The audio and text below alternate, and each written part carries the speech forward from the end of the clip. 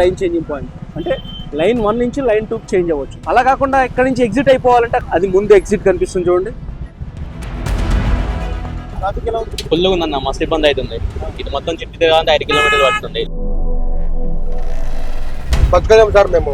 Sir మాకు ఎందుకంటే మాకు ఈ ట్రాఫిక్ వల్ల సార్ మేము మా ఉండే పరిస్థితిని ఇప్పుడు ఈ గ్యాస్ మాకు ఎక్కువ అయిపోతుంది సార్. మాకు 30 minutes అయింది. కేబీఆర్ పార్క్ చుట్టూ ఈ రోజు నుంచి 1 వే అమల్లోకి వచ్చింది. 1 వే ట్రాఫిక్ ఎలా ఉంది, అసలు ఈ గందరగోళం ఏంటి, రోజు రెగ్యులర్ గా వెళ్లే వాహనాలు ఎలా వెళ్తాయి, ఈ రోజు నుంచి 2 ఏళ్ల పాటు కేబీఆర్ పార్క్ చుట్టూ వాహనాలు ఎలా వెళ్ళబోతాయి అనేది ఈ వీడియోలో క్లారిటీ ఇచ్చే ప్రయత్నం చేస్తున్నాను.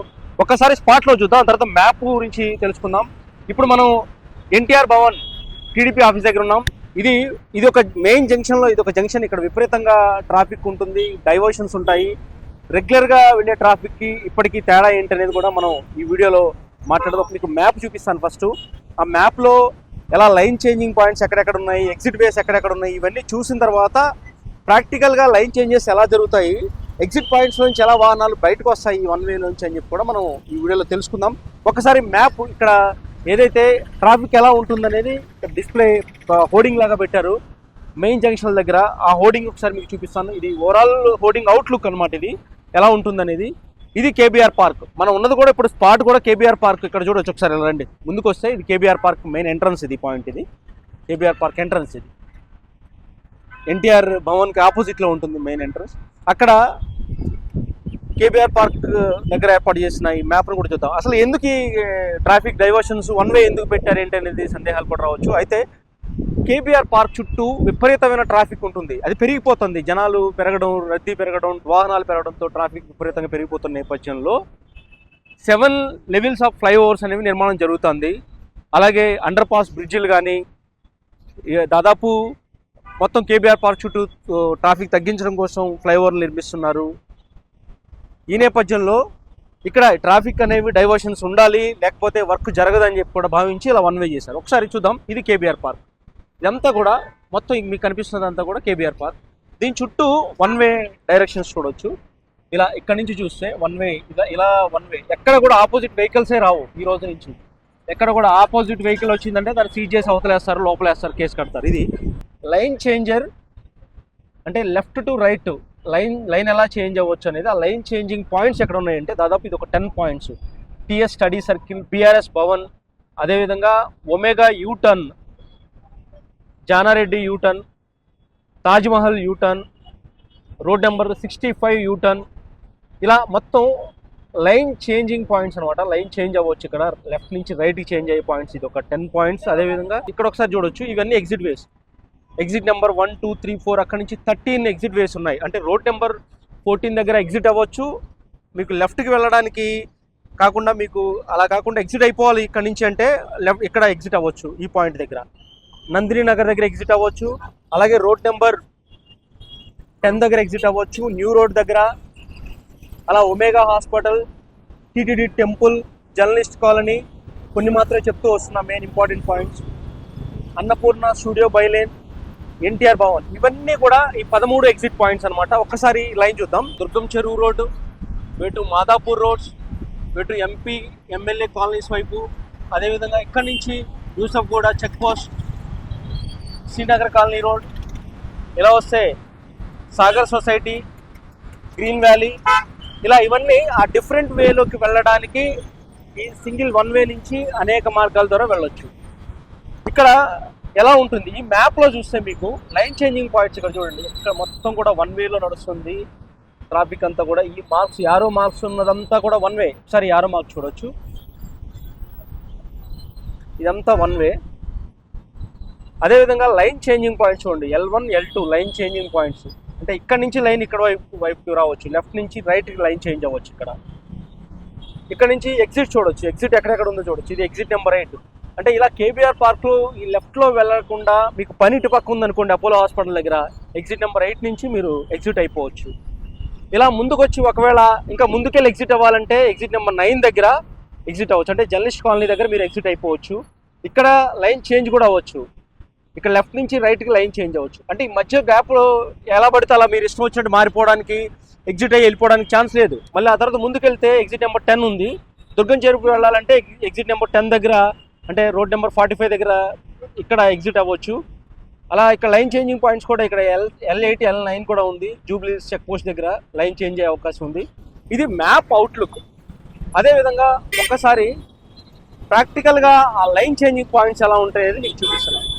ఒక్కసారి విజువల్స్లో చూస్తే ఈ లైన్ చూడండి. అంటే ఈ లైన్ ఎక్కడి నుంచి వస్తుందంటే ఇది మీకు మాదాపూర్ హైటెక్ సిటీ నుంచి వస్తున్న లైను. సేమ్ మీకు ఒక్కసారి రైట్ సైడ్ చూస్తే సేమ్ లైన్ సమాంతరంగా మీకు రైట్ సైడ్ కూడా కనిపిస్తుంది. రైట్ సైడ్ కూడా సమాంతరంగా ఎన్టీఆర్ భవన్కి ముందు మరొక లైన్ కనిపిస్తుంది. లైన్ 1 లైన్ 2 అనమాట. ఈ 2 లైన్స్ ఇవన్నీ కూడా మీకు వన్ వేలోనే ఉన్నాయి. చూసారా, ఆపోజిట్లో చూస్తే వన్ వేలోనే కనిపిస్తుంది మొత్తం. ఇది లైన్ చేంజింగ్ పాయింట్. అంటే లైన్ 1 నుంచి లైన్ 2కి చేంజ్ అవ్వచ్చు. అలా కాకుండా ఇక్కడి నుంచి ఎగ్జిట్ అయిపోవాలంటే అక్కడ ముందు చూసినాం మనం. ఎగ్జిట్ అవ్వాలంటే అది ముందు ఎగ్జిట్ కనిపిస్తుంది చూడండి. రైట్, ముందు ఎగ్జిట్ కనిపిస్తుంది చూడండి. ఇది ఎగ్జిట్. ఇక్కడ నుంచి ఎగ్జిట్ అయిపోవచ్చు కంప్లీట్గా. ఏదైతే ఈ వన్ వే నుంచి ఎగ్జిట్ అయిపోవచ్చు. ఇది ఎగ్జిట్ పాయింట్ అనమాట. ఎన్టీఆర్ భవన్ దగ్గర ఇది ఎగ్జిట్ పాయింట్. అదేవిధంగా లైన్ చేంజింగ్ పాయింట్ కూడా ఉంది. ఇది మెయిన్ జంక్షన్లో, ప్రతి జంక్షన్లో లైన్ చేంజింగ్ పాయింట్ ఖచ్చితంగా ఉంటుంది. ప్రస్తుతానికైతే ట్రాఫిక్ బంపర్ టు బంపర్ నడుస్తుంది. ఉదయం నుంచి కూడా ఒక్కటే ట్రాఫిక్, అతి కష్టం మీద వాహనాలు డైవర్షన్ జరుగుతుంది. పోలీసులు కూడా మొత్తం దాదాపు 400 మంది పోలీసులు స్వచ్ఛందంగా ట్రాఫిక్ డైవర్ట్ చేయడానికి సహకరించే వాళ్ళు కొంతమంది ఉన్నారు. అయితే ఇక్కడ పోలీసులతో మనం మాట్లాడాం. ఇది ప్రాక్టికల్గా గతంలో అప్లై చేసినప్పుడు ఈ ట్రాఫిక్ సంబంధించి వన్ వే ట్రై చేసినప్పుడు సండేలోనే చాలా కష్టమైపోయింది. అలాంటిది ఇప్పుడు చూసే పరిస్థితి ఎలా ఉంది ఏంటి అనేది కూడా మనం ఇక్కడ ఉన్న వాళ్ళతో మాట్లాడదాం. ఎలాంటి ఇబ్బందులు ఎదుర్కొంటున్నారు, అసలు వన్ వే ఎలా అనిపిస్తుంది అని కూడా ఇక్కడ ఉన్న వాళ్ళతో, ట్రాఫిక్లో ఉన్న వాళ్ళతో కూడా మనం తెలుసుకునే ప్రయత్నం చేద్దాం. ఎలా ఉంది ట్రాఫిక్, ఎలా ఉంది? ఫుల్గా ఉందన్న, మస్తు ఇబ్బంది అవుతుంది. ఇది మొత్తం చుట్టూ తిరగాలంటే 5 కిలోమీటర్లు పడుతుంది. ఇప్పుడు ఆఫీస్ పోవాలన్నా ఇటు పోవాలన్నా ఇబ్బందిగా, చాలా ఇబ్బంది అవుతుంది అన్న.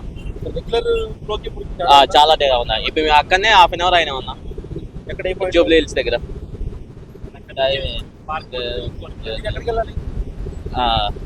క్యాప్టెన్ ఫినాన్షియల్ డిస్ట్రిక్ట్ రెగ్యులర్గా అయితే లైన్లో మెట్రో రాయదుర్గ దగ్గరికి వెళ్ళి అటు నుంచి వచ్చింది. ఇప్పుడు ఎలా ఉంటుంది పరిస్థితి? ఇప్పుడు కొంచెం ఇబ్బంది అవుతుంది, మొత్తం తిరిగి వెళ్ళాలి కదా. ఇప్పుడు హాఫ్ అన్ అవర్ అట్లా లేట్ అయిపోతుంది బాగా. సార్ మేము దగ్గరగా అట్టే పిల్లగారు వచ్చేవాళ్ళం సార్ మేము. ఇప్పుడు ఏంటి పరిస్థితి? సార్ మాకు ట్రాఫిక్ ఎక్కువ సార్. మేము లంచ్ ఇస్తాక సార్ మాకు లేట్ అయిపోతుంది సార్. మాకు సార్ మేము ఇట్లా ఇప్పుడు ఇది మన కేవీ పార్క్ నుంచి రౌండ్ తిరిగిపోతున్నాం సార్ మేము. సార్ మాకు చాలా ట్రాఫిక్ జామ్ అవుతుంది సార్. మాకు లంచ్ లేట్ అయిపోతుంది సార్. మేము కష్టమవుతున్నాం సార్ మేము. ఎందుకంటే ఇటైతే మేము బతకలేము సార్ మేము.